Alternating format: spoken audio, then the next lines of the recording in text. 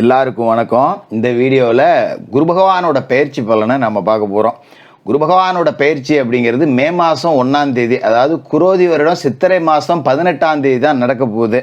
இப்போ 2 மாதத்துக்கு முன்னாடியே நம்ம எதுக்காக இந்த குரு பகவானோட பயிற்சி அப்படிங்கிறத பார்க்க போகிறோம் அப்படின்னா, நவகிரகங்கள்லேயே முழு சுப கிரகமாக இருக்கக்கூடிய குரு பகவானோட பயிற்சி அப்படிங்கிறது தான் கிரக பயிற்சியிலேயே ரொம்ப முக்கியமான ஒன்று.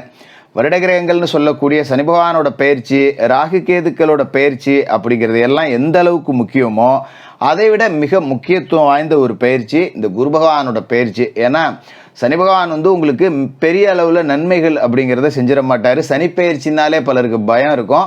அதுமாரி சர்ப்ப கிரகங்களான ராகு கேதையும் பார்த்து பலரும் பயப்படுவாங்க. ஆனாலும் குரு பகவானோட பயிற்சியை பார்த்து யாரும் பயப்பட வேண்டியதில்லை. ஏன்னா குரு பகவான் இருக்கிற இடத்துல இருந்துக்கிட்டும் நல்ல பலன்கள் கொடுப்பாரு, பார்வையாலையும் நல்ல பலன் கொடுப்பாரு. அப்போ இந்த குரு பயிற்சி அப்படிங்கிறது உங்களோட எதிர்பார்ப்புகளை நிறைவேற்றுமா?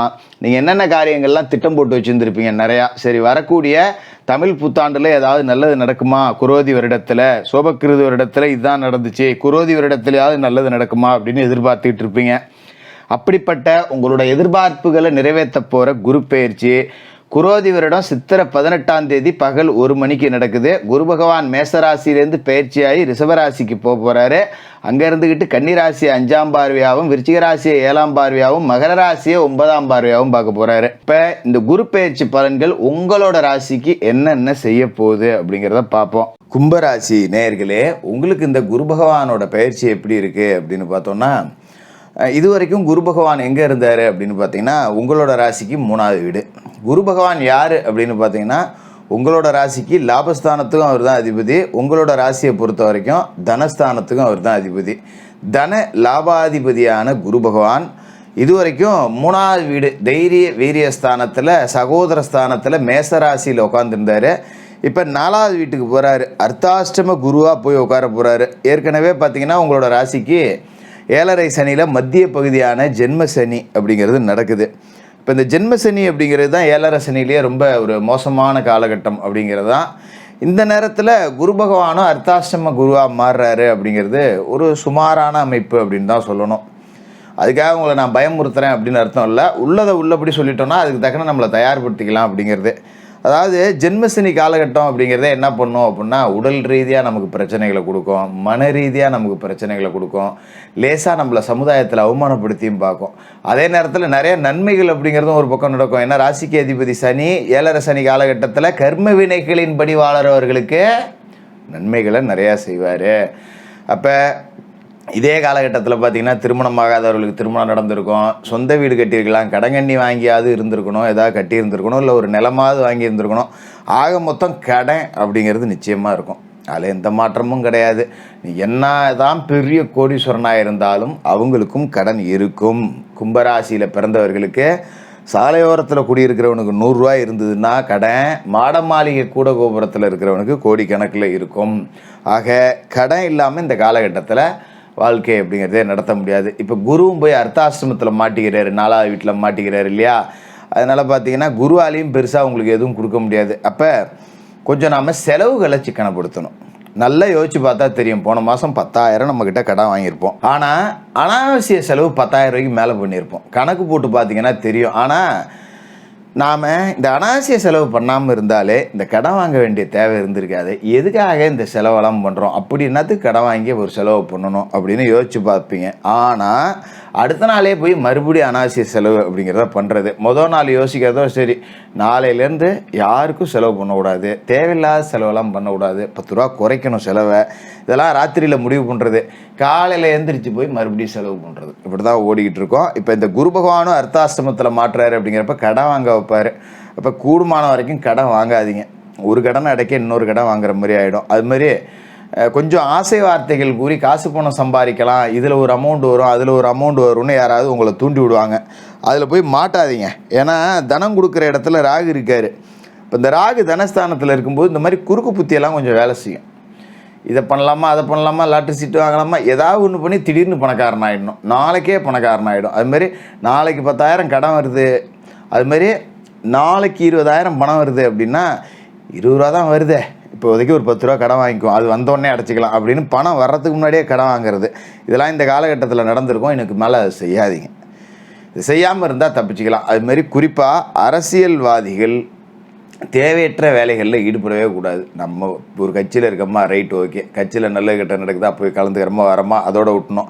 இந்த அடுத்தவனை உரண்டை இழுக்கிறது, போகிறது வர்றது, இதெல்லாம் வச்சுக்கக்கூடாது. தேவையில்லாத பிரச்சனைகள் வரக்கூடிய வாய்ப்பு அப்படிங்கிறது இருக்குது. ஒரு ஆதாரமற்ற கருத்துக்களை பொதுவெளியில் பேசுகிறது, மேடையில் பேசுகிறது, இதெல்லாம் வச்சுக்கிட்டிங்கன்னா பாதிப்பு வரதான் செய்யும். சரி, நல்லது எதுவுமே நடக்காதா ஜோசியரை, எல்லாம் கெடுதலாகவே சொல்லிட்டுறீங்களே அப்படின்னு நீங்கள் கேட்கலாம். குரு இருக்கிற வீடு இப்போ அர்த்தாசிரம சாணம்னாலும் 4வது வீடு. அப்போ தாய் வழி உறவுகள் மேம்படும். இப்போ அம்மா இருக்காங்க அப்படின்னா அம்மாவால் 10 ரூபா நமக்கு காசு கிடைக்கும். அப்பாவுக்கே கூட தெரியாமல் அம்மா 10 ரூபா நமக்கு கொடுப்பாங்க, புள்ள கஷ்டப்படுறான் இருந்தால் எடுத்துகிட்டு போ அப்படின்னு. அதுமாரி தாய் வழி உறவுகள் திருப்தி கொடுக்கும். தாய் மாமா வழியில் ஆதரவு இருக்கும். சித்தி, பெரியம்மா, இந்த வகையில் நிறைய உறவுகள் உங்களுக்கு கை கொடுத்து உதவும். கஷ்டம் அப்படிங்கிறப்ப தந்தை வழி உறவுகளை விட தாய் வழி உறவுகள் உங்களுக்கு கூடுதலாக துணை நிற்பாங்க.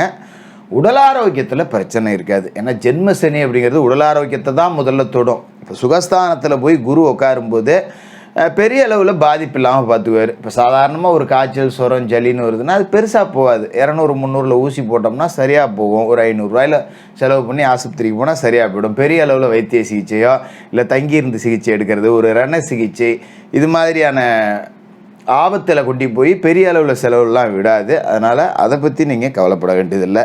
அதுமாதிரி குரு பகவானோட பார்வைக்கு அப்படின்னு தனி பலன் இருக்குது.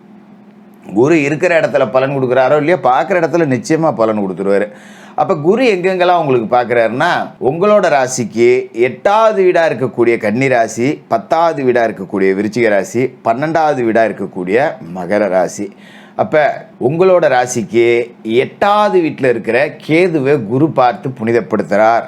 அப்போ அஷ்டமஸ்தானத்தில் இருக்கிற கேது புனிதம் அடைகிறார். அப்போ ஆலயம் சார்ந்து தொழில் செய்யக்கூடியவர்கள் எல்லாமே வெற்றி அடையக்கூடிய வாய்ப்பு இருக்குது. எதனால் சொல்கிறேன்னா, 8ல் ஞானகாரகன் கேது இருக்கார், அவரை இவர் புனிதப்படுத்துகிறாரு. அடுத்ததாக பார்த்தீங்கன்னா 10 விருச்சிக ராசியை பார்க்குறாரு. அப்போ 10ஆம் இடத்துல குரு பகவானோட பார்வை விழுது, 8ல் இருக்கிற கேது புனிதம் அடைகிறார். ரெண்டும் சேர்ந்து ஆலயம் சார்ந்து தொழில் செய்யக்கூடியவர்கள், ஆலயத்தில் வேலை செய்யக்கூடியவர்கள், ஒரு பூஜை பொருட்கள் வியாபாரம் செய்யக்கூடியவர்கள், இவங்க எல்லாருக்குமே பெரிய அளவில் ஒரு வளர்ச்சி அப்படிங்கிறத இந்த குரு பகவானோட பார்வை அப்படிங்கிறது கொடுக்குது.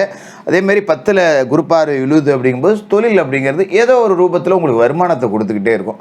ஒரு தொழில் வச்சேன், நட்டம் அடைஞ்சிது, கடையை இழுத்து சாத்திட்டேன், பூட்டிட்டேன், அந்த மாதிரி பேச்சுக்கே வேலை இல்லை. ஏதோ 10 ரூபா சம்பாரிச்சிக்கிட்டு இருப்போம். அடுத்ததாக பார்த்திங்கன்னா 12 மகரத்தில் குரு பார்வை விழுது. இது சுப விரய செலவுகளை கொடுக்கக்கூடிய இடம். அபவிரய செலவுகளுக்கு வேலை இல்லை. நான் ஏற்கனவே சொன்ன மாதிரி தான், பெரிய அளவில் வைத்திய செலவுலாம் வராது, சின்ன சின்ன செலவோடய முடிஞ்சிடும். அப்படிங்கிறதால ஒரு பெரிய வைத்திய செலவு, தொழில் ரீதியாக நட்டம், விவசாயத்தில் ஒரு நட்டம், இதெல்லாம் வரக்கூடிய வாய்ப்பு அப்படிங்கிறது இல்லை. சுப விரய செலவுகள் அப்படிங்கிறது கூடுதலாக இருக்கும். குடும்பத்தில் திருமண விசேஷ நிகழ்ச்சிகள் நிறைய நடக்கும், சடங்கு சம்பிரதாயங்கள் நடக்கும், கோயில்களுக்கு வேண்டுதல்கள் நிறைவேற்றலாம். இந்த மாதிரியான செலவுகள் அப்படிங்கிறது தான் கூடுதலாக குரு பகவான் கொடுப்பாரு. அப்படிங்கிறதால சுபவிரய செலவுகளை ஏற்றுக்கிறதுக்கு தயாராக இருக்கணும். இருந்தாலும் சனி பகவான் அர்த்தாஷ்டமத்தில் இருக்கார், ராகு தனத்தில் இருக்கார்.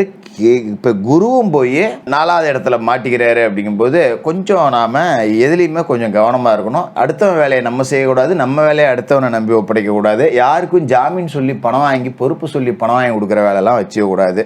இதெல்லாம் கொஞ்சம் கடைப்பிடிச்சிங்க. தினமும் குளிச்சு முழிவிட்டு விநாயகப் பெருமான் வழிபாடு செய்யணும். சனிக்கிழமையில் சனி பகவானுக்கு எல் தீபம் ஏற்றணும், அனுமன் வழிபாடு செய்யணும். செவ்வாய்க்கிழமை ராகுகால நேரத்தில் துர்க்கையம்மனுக்கு தீபம் ஏற்றணும்.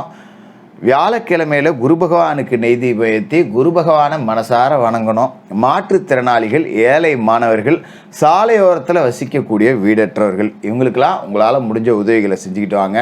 இந்த குரு பகவானோட காலம் அப்படிங்கிறது ஒரு சோதனை காலமாக இருந்தாலும் கூட ஒரு கலவையான பலனை உங்களுக்கு கொடுக்கக்கூடிய வாய்ப்பு அற்புதமாக இருக்குது. கும்பராசிக்காரர்களுக்கு வாழ்த்துக்கள்.